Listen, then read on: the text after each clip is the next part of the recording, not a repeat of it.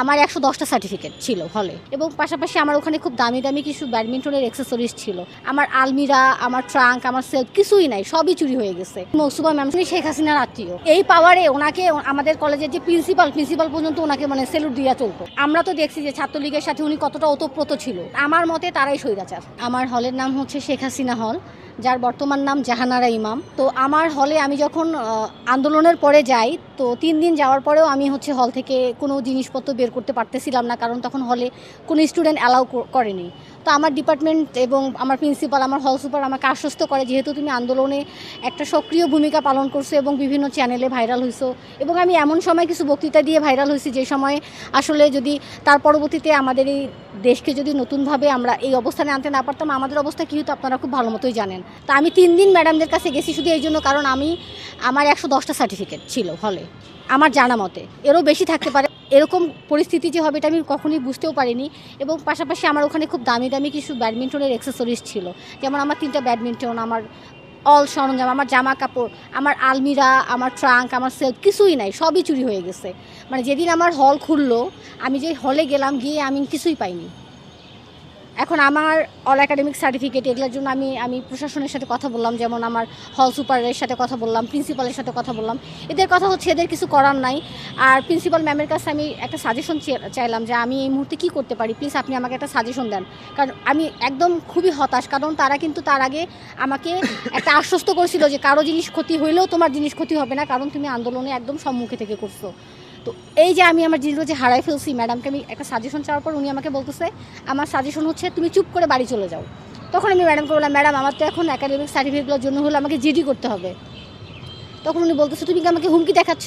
আমি বললাম, ম্যাডাম হুমকি দেখানোর তো এখানে কিছু নাই, এখন আমার তো সার্টিফিকেটগুলো তুলতে গেলে আমাকে তো একটা কিছু পুলিশের সহায়তা নিতেই লাগবে। দেন আমি লালবাগ থানায় গিয়ে একটা জিডি করি। আসলে আমি তারপর ওদের সাথে অনেকবার কন্ট্যাক্ট করার চেষ্টা করেছি, আমার হল সুপার আমার ফোন কখনোই ধরে নাই। এই হল সুপারের সাথে কী ধরনের কথোপকথন হয়েছে এবং ওনার ভাষা কীরকম বা উনি কীভাবে কথা বলে, মানে একটা স্টুডেন্টের এতগুলো অ্যাচিভমেন্ট। আমি ক্লাস 4 থেকে জাতীয় পর্যায়ে খেলি, যারা আমাকে চেনে তারা জানে। আমি শুধু ব্যাডমিন্টন না, আমি একজন অ্যাথলেটিক্স। আমি 2018 থেকে 2023 সাল পর্যন্ত ইনডোর আউটডোর ডাবল চ্যাম্পিয়ন। মানে প্রত্যেক বছরে আমাদের অ্যানুয়াল স্পোর্টসে আমি মিনিমাম 6টা করে অ্যাওয়ার্ড পাইতাম। তো সবাই হচ্ছে আমার ব্যাপারটা সবাই জানে। আসলে এটা শুধু হল না, যারা আমাকে চেনে হলের বাইরে বা পুরো বাংলাদেশে যারা আমাকে চেনে সবাই আমার এই অ্যাচিভমেন্টগুলোর কথা জানে। এখন আমার আফসোসটা হচ্ছে এখানে যে আমার এতগুলো অ্যাচিভমেন্ট হারানোর পরেও আমার হল কর্তৃপক্ষ তো দূরে থাক, আমার ডিপার্টমেন্ট, আমার প্রিন্সিপালরাও আমার সাথে একটা ভালো সান্ত্বনামূলক কোনো কথা আমার সাথে বলেনি। তো এটা মানে আমরা যে আন্দোলন করলাম, এই যে জয়টা যে আমরা নিয়ে আসলাম, এটার প্রতিদান কি এটা হতে পারে ভাই? যেহেতু আমি আন্দোলনের সাথে জড়িত ছিলাম এবং আমি আন্দোলনের সাথে আমি দেখেছি, আমি যেদিন 18ই জুলাই আন্দোলনে আসি, আমাদের অনেক পরিচিত আপুরাও ছিল, কিন্তু 19 তারিখের পর থেকে আমি কিন্তু কাউকে পাই নাই। যেমন আমি সাহস করে প্রত্যেক দিন আসছি, আমি মিরপুরে থাকি, আমি মিরপুর থেকে প্রত্যেক দিন হেঁটে হোক, রিক্সায় হোক, অনেকগুলো ওয়েতে করে আমি প্রত্যেকটা আন্দোলনে প্রত্যেক দিন ছিলাম। তো এই যে আমি যে ভাইরাল যখন হয়ে গেলাম হঠাৎ করে, এবং আমি কিন্তু আমার ফেসবুক আইডিতেও প্রতিনিয়ত লিখতেছিলাম ব্যাপারগুলো, মানে সবাই কিন্তু এই সাহসটা রাখে না আমি জানি। এবং আমি তখন আমার জীবনের মায়া ত্যাগ করে কিন্তু আন্দোলনটাকে, মানে আমি একজন জাতি হিসেবে মনে করছি যে আমার এটা করা উচিত। ডু অর ডাই, আমি কিছু একটা করব, মারা গেলে তো শহীদ, আর বেঁচে থাকলে হয়তো গাজী, কিছু একটা হব। এই জন্য আমার হয়তো বা কেউ আমার সাথে শত্রুতা করতে পারে, আর ভাই যার এতগুলো অ্যাচিভমেন্ট আছে তার তো অনেক জেলাস ফিল করার মতো পাবলিক থাকবে। হলে এরকম ছিল, এখানে আসলে এটা বলার অবকাশ রাখে না, কারণ এখানে হল কর্তৃপক্ষ প্রত্যেকটা জিনিস সরাইছে, যেটার প্রত্যক্ষদর্শী হলে এখন যে মেয়েরা থাকে সবাই, এবং তারা সেদিন কীরকম আচরণ করছে সেই মেয়েরা বলতে পারবে, যারা সেদিন 30 মিনিটের জন্য সময় পাইছে হল থেকে জিনিসগুলো বের করার, এবং অনেকে অনেক কিছু বের করতে পারেনি। তাহলে আমার জিনিসগুলো যখন পড়েছিল, ম্যাম তো পারতো যে হলের স্টোরেজে আমার জিনিসগুলো রেখে দিতে। হল সুপার হিসেবে তার তো সে দায়িত্ব ছিল, মেট্রন হিসেবে তার দায়িত্ব ছিল, এবং প্রত্যেকটা ডিপার্টমেন্টের ম্যামরাও কিন্তু ওখানে উপস্থিত ছিল যখন মেয়েরা রুমে ঢুকে জিনিসপত্র নিচ্ছে। তো তারা কিন্তু মিমকে ভালো মতো চেনে, আমাকে যেহেতু চেনে, আমার জিনিসটা তো তারা আলাদা মতো রাখতে পারতো, কারণ আমি তার আগে তাদেরকে ইনফর্ম করে এসেছি আমার খুবই ইম্পর্টেন্ট জিনিসগুলো হলে আছে। কারণ আমি 2017 সাল থেকে হলে থাকি। 17 সালে আমি গণরুমে থাকতাম, 18 সাল থেকে ওই রুমে থাকি, মানে যে রুম থেকে আমার জিনিস হারিয়েছে 1 নম্বর হলে 323। আমার অভিযোগ হচ্ছে আমাদের যে হল সুপার রয়েছে মৌসুফা ম্যাম, ওনার বিরুদ্ধে। উনি হচ্ছে আমার ডিপার্টমেন্টেরও একজন ম্যাম, কিন্তু ওনার অ্যাটিটিউড, ওনার বিহেভিয়ার এত বাজে, মানে আপনারা শুধু আমার সাথে না, আমি ছাড়া অনেকে ভয় পায় দেখে হয়তো আপনাদের সামনে এসে বলবে না, বাট আপনারা যদি আড়ালে গিয়ে মানুষের কাছ থেকে এগুলো সম্পর্কে জানতে চান, স্পেশালি মৌসুফা ম্যাম সম্পর্কে, আমার মনে হয় 99.9% মেয়ে ওনার সম্পর্কে বাজে মন্তব্য করবে, কারণ ওনার আচরণটাই খারাপ। এবং ওনার যদি আপনারা যদি ওনার আদি ইতিহাস ঘাটেন, আমরা তো দেখছি যে ছাত্রলীগের সাথে উনি কতটা ওতপ্রোত ছিল, এবং উনি হচ্ছে আমরা অনেকের কাছে এটাও শুনছি উনি শেখ হাসিনার আত্মীয়। এই পাওয়ারে ওনাকে আমাদের কলেজের যে প্রিন্সিপাল পর্যন্ত ওনাকে মানে সেলুট দিয়ে চলতো, এরকম একটা অবস্থা।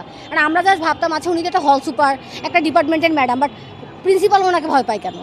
ওনার এত দাপট কিসের? এবং ওনার কথাবার্তার অ্যাটিটিউড এত বাজে কেন? উনি তো একটা ম্যাম, মানে কি আমাদের মায়ের মতো আমাদের সাথে সন্তানের মতো আচরণ করবে। ওনার সাথে কথা বলতে আমরা জাস্ট লিটারেলি ভয় পাই। মানে একটা আমার এত বড় দুর্ঘটনার পর ওনাকে যে এত আকুতি মিনতি করতেছি, ওনার আচরণ এত খারাপ, তারপরেও আমি প্রতিনিয়ত ওনার সাথে ফোন দিয়ে ওনাকে মা সম্বোধন করে কথা বলতেছি।